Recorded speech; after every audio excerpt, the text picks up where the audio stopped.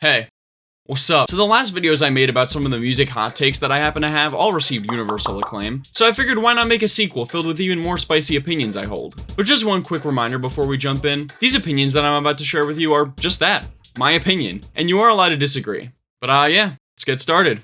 Guess who's back? Guess who's back? Guess who's back? Guess who's back? Alright, look, I know everyone's freaking out about Eminem's new single, with a lot of people even saying this is the best song he's released in years, but after giving the song a few more listens, I really can't help but think that I only enjoy it because of the heavy use of nostalgia bait within it. And it sucks because I was genuinely really excited about this new Eminem record dropping, but if it continues going in the direction of Houdini, I worry that it's just going to be a whole album worth of Eminem trying to recapture his old self, rather than a more distanced retrospective on his Slim Shady days. I mean, everything from the interpolation of Without Me in the intro of the track, to all of the references to old Eminem in the music video, the nostalgia bait just feels way too in your face for me to really see any value beyond it. Now, before anyone says, oh, you're just taking the track too seriously, Eminem's just having fun on this song, I do appreciate the more lighthearted tone he goes for here, especially when compared to his terribly bitter tracks scattered throughout Kamikaze and Music to Be Murdered By. But I don't know, I just don't think Eminem can really get away with being Slim Shady this deep into his career. Like it or not, Eminem is more than 50 years old now, and not to be the age police here, but I do think that as a musician, your lyrics and perspective should change as you get older. And Eminem just seems like he's refusing to do that with the number of cringy shock value bars on here that come across like Tom McDonald lines. Like, imagine if Tyler the Creator was still rapping how he did on Bastard and Goblin. No one would take him seriously as an artist, and yet Eminem has gotten away with it for the last 15 years. I don't think the song's terrible or anything. I do actually like the throwback instrumental, and the hook is admittedly very catchy. And who knows, maybe Eminem will actually come through with a great final album reflecting on his entire career in a super captivating way.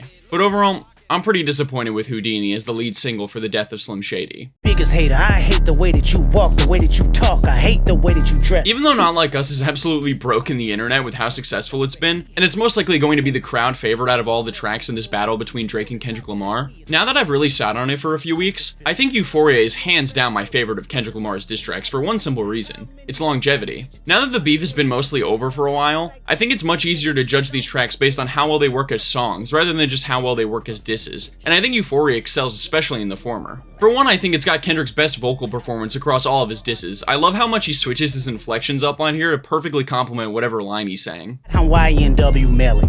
I don't like you popping shit at Pharrell. For him, I inherit the beef. His flows too, they are so goddamn catchy and do such a great job at keeping the song interesting across its 6.5-minute runtime. And I think bar for bar, it's got the most memorable lines, although Not Like Us does come in a close second. But I think the biggest reason as to why Euphoria takes #1 for me has a lot to do with the point in the beef that it actually dropped. See, this was before any of the actual serious allegations became a part of the lyrical content of each diss. So thankfully there aren't any lines like certified pedophile in it that make me remember about the most uncomfortable parts of this beef. And as for Kendrick's other diss tracks that I haven't talked about yet, I do think 616 in LA is cool, but it definitely feels like the least memorable of the four, mainly because a lot of it doesn't even focus on Drake. And while I think Meet the Grams is absolutely the best diss of the whole feud and a borderline masterpiece in lyrics and tone, I quite frankly never want to hear this track again, and I think anyone legitimately saying that it's their favorite song of this whole beef needs to be locked up. So while I do love Not Like Us as much as the next guy, I think Euphoria is going to be the track with the longest shelf life when everything's said and done. Now that Playboi Carti has finally retreated back into the mountains with no album release date in sight, I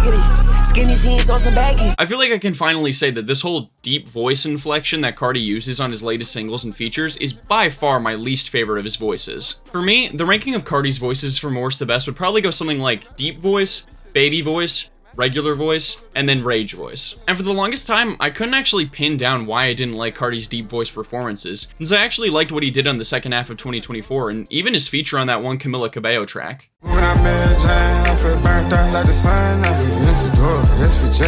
But recently, I finally figured out what it is for me. It's not that the deep voice itself is the problem, it's the type of instrumentals he's been using it over. See, when Carti's doing a deep voice on a more melodic and colorful track like 2024 or I Love It, I think it works really well. But when he tries to use the deep voice to sound intimidating on darker tracks like Carnival or Type Shit, it just sounds insanely goofy. So it's not like I think that Carti deep voice has no potential, but if he keeps using it over production that absolutely does not suit it, I worry it's gonna tank the quality of his next album. But then again, quality of the next record is the least of Carti's concerns, considering he's probably never gonna drop. Check my bankroll, AO 400K for vehicle, paint job look like that. Okay, look, just hear me out for this one, since I have a feeling that this take is gonna make people the most upset. First of all, me saying Tyler the Creator isn't in the greatest of all time conversation does not mean that I don't think he's a phenomenal artist and one of the best of the modern era. But when it comes to his full discography, I just don't think it holds up in comparison to other established GOAT conversation rappers. And don't get me wrong, this also isn't to say that Tyler isn't well on his way to becoming a top tier artist in the next few years. After all, he's currently on a really strong 3-album hot streak with no signs of stopping. Unfortunately though, I think a lot of his earlier work as well as Cherry Bomb really weigh down his consistency as an overall artist. And in my opinion, consistency is the most important factor when it comes to being considered as an all-time great.